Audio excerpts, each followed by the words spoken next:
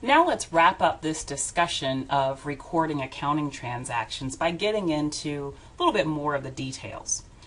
When an accounting transaction is recorded in the general journal, or journalized as we call it, the amounts recorded in the debit and credit columns are transferred to the debit and credit columns of the respective T accounts in the ledger.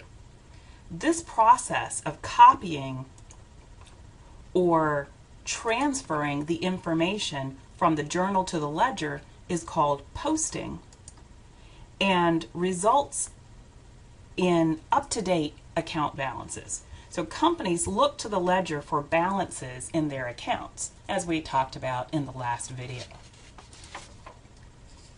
So remember, the ledger is a collection of accounts and their balances. While most companies have various types of ledgers containing different accounts, the most basic type of ledger is the general ledger. The general ledger is really nothing more than a collection of T accounts for a company, which means that the general ledger contains both the activity and balances of all company accounts.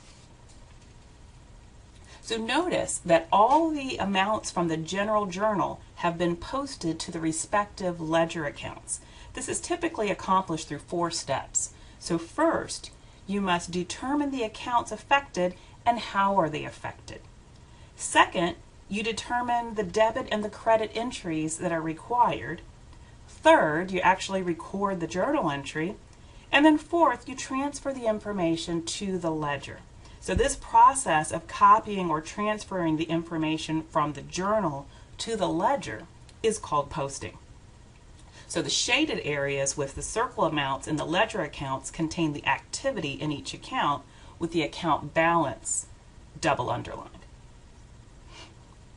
So you can see that we had a journal entry in the general journal where we received cash because it's a debit and we credited unearned rent revenue. So it looks like someone paid their rent, but the month that they paid for hasn't expired.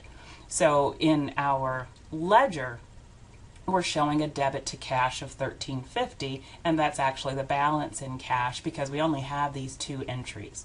And then at the end of the month, when some of that rent, so they paid more than 1 month's worth of rent, when some of that rent has been used, then we debit unearned rent revenue because now we've earned $450 worth, and we credit rent revenue. And so you'll again see in the middle section how those transactions get posted to the ledger. After accounting transactions are recorded in the journal and posted to the ledger, companies prepare what is called a trial balance. A trial balance is a listing of accounts and their balances at a specific point in time. In a trial balance, all accounts in a company's ledger are listed in a column on the left. Asset accounts are listed first, followed by liability accounts, equity accounts, and then revenue, expense, and dividend accounts.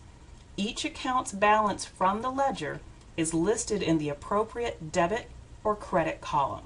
And then at the bottom of each column, we have a total.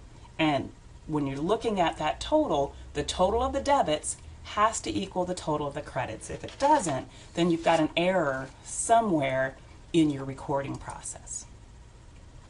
So trial balance serves several functions. First and foremost, a trial balance proves that total debit balances equal total credit balances, as I was just mentioning. If they are unequal, then the accounting equation is out of balance and a correction is warranted. Second, a trial balance summarizes in one place all accounts of an entity and their respective balances. Financial statements are then prepared from those balances. Finally, a trial balance is helpful in making any necessary adjustments to account balances at the end of an accounting period.